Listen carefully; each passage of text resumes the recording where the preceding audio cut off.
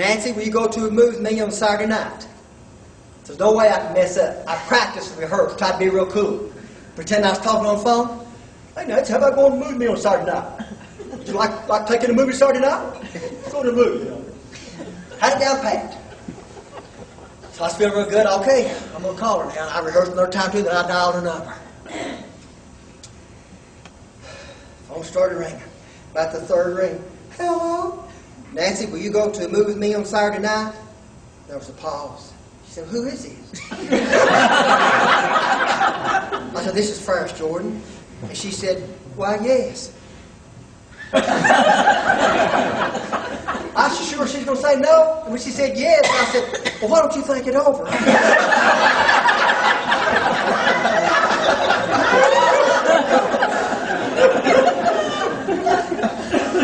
She just kind of laughed. She said, I'd love to go. I said, why? And she laughed again. I got control of myself. I tell you what, pick up 8 o'clock Saturday night. They talking about stress. I've got a date with a real live girl here, see. What am I going to do? Jackie and Bob Dickey really gave me a hard time then. Boy, she said what kind of nerd you are, proud of wreck first thing. You know, higher suggestion. I hadn't thought about that, see. I thought, well, if you're going to control stress, it helps to know what might be stressful, and it helps to know the sequence of stressful events. Because this way you feel like you're on top of it. See, you're in control of the situation. It's these unexpected things cause problems, folks. I mean, people get out of marriages, they get out of jobs. What do they always say? They always say the same thing. This is not what I expected. I didn't know it was going to be like this. That's not what I envisioned. So I thought, well, ball players rehearse for ball games. We rehearsed for weddings, so that way they know kind of what to expect, see. My date was on Saturday night. On Friday night, I dressed up, Jesse, like it was a real date. Went right by our house on Lindy Road down in South Knoxville. Took the same route I was going to take to Tessie Theater. Got right down there on State Street, right below Tessie Theater, and the thought hit me, well, I've got to park my car. It wouldn't be cool if I had a wreck park my car, so I guess I better practice parking my car too. So I put my hand in the back seat just like this right here. I thought it'd be real cool, you know, and I pulled up along the street there, and I backed in there just like that. Pulled out again, back in there. I even drove around the block a time or two. Pulled it up, back in there. I mean, I could do it smooth as silk. So I figured I was ready. So I picked her up on Saturday night. We took the same route I'd practice.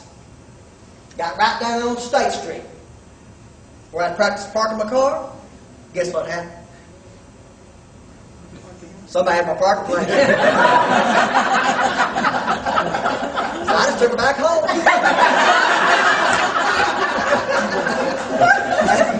I just kidding now. I just kidding.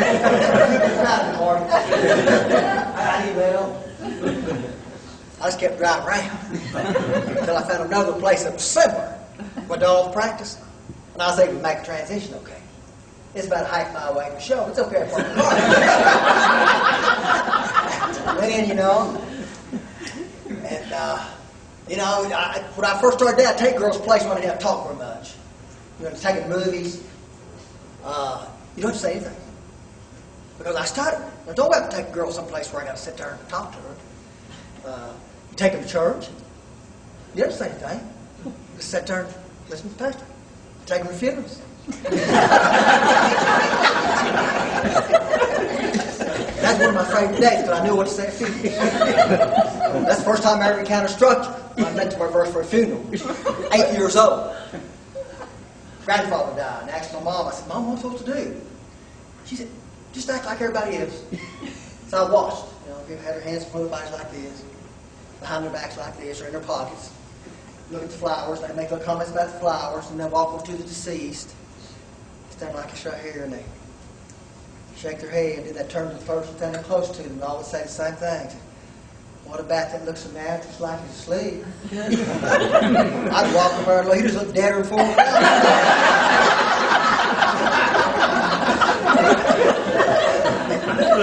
I realized in retrospect that structure. And I'm going to tell you something, I hope nobody says that about me when I'm gone, because that's an insult. I'm going to be all used up when I'm gone. And I hope my friends look down at me and say, come here and look at Farris. He looks deader than a frozen cat. we came out of a movie, and walked down to the car, got in the car. I was trying to think of something intelligent to say. When I first started dating, I'd say the dumbest things. Like I'd open the door to the car and I'd say, here you go. I'd get out of my side and start the motor. As we take off, I'd look over at her and I'd say, well, here we go. Folks ought to be a law against saying things like that. It provides no information. It's not entertaining. It's just making noise. That's all it is, just making noise. My dates never knew exactly how to respond. They just look at me and say, yeah, boy. I didn't even hurry to get to the place we were going. So I'd look over at her and say, well, here we are. Well, we're going out the highway there, and there was a Mexican restaurant up on the right, up our little way. She said, oh, they have Mexican food.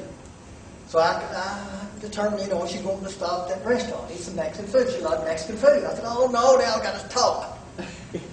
We went in there, put away the Mexican food, put away some groceries there. She, I got food, okay. I don't think I said anything real intelligent, but I got food.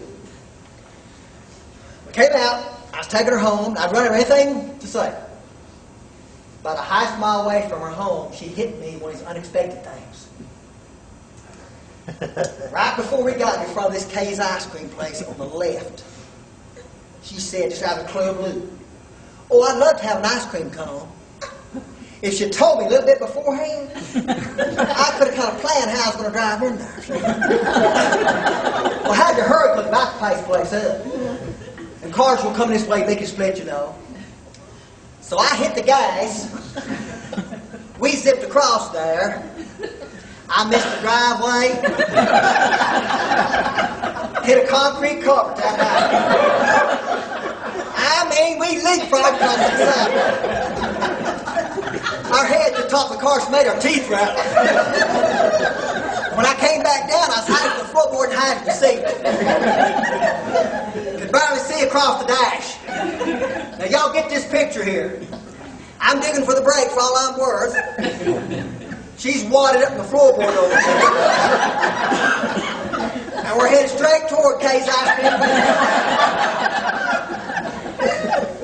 Isn't it funny how every little details? See, every cell in your body's loud and kicking. Oh, you remember every little detail. I never forget looking across the dash, looking for that brake, and I saw this great big lady standing right there inside Kay's ice cream window, licking her ice cream cone.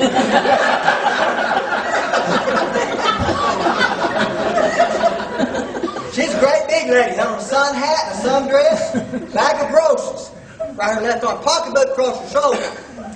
Nothing exists in the world except that ice cream cone. And her sudden death hit it right clean. Well, I happened to hit the brake right in the nick of time, and we skidded just inches from the window. And my first thought was, I've got to be cool. Well, I'll never forget as long as I live. I got back up in the seat. She hadn't watered herself out the floorboard over here. She had one hand on the dash, one hand on her heart, and her face was beet red. And she's gasping for breath.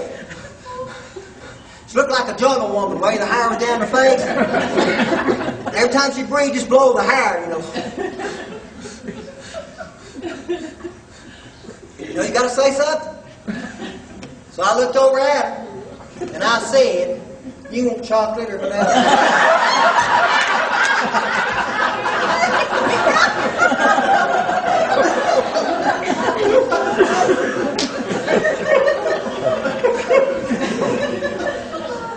All she said was, well, here we are.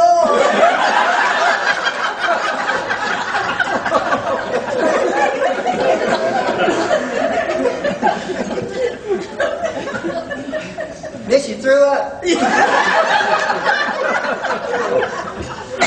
All over the front seat. Mexican style.